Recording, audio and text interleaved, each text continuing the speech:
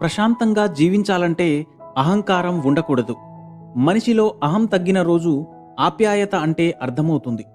గర్వం పోయిన రోజు ఎదుటివారిని ఎలా గౌరవించాలో తెలుస్తుంది.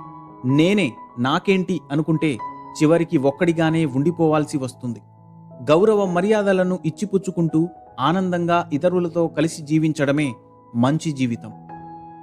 కాలుతున్న నిప్పుతో ఒకరికి గాయం చేయవచ్చు, లేదా మంచికి ఉపయోగించవచ్చు. మన కోపం కూడా అలాంటిదే. కాకపోతే వాడే విధానం తెలిసిన ఆత్మీయులు తోడుంటే మంచి జరుగుతుంది. వాడుకోవడం మాత్రమే తెలిసిన స్నేహితులైతే చెడు జరుగుతుంది. ప్రేమగా పలకరిస్తే పరాయి వాళ్ళు కూడా అయిన వాళ్ళవుతారు. కఠినంగా మాట్లాడితే అయిన వాళ్ళు కూడా దూరమవుతారు. అందుకే అందరినీ ప్రేమగా పలకరించాలి.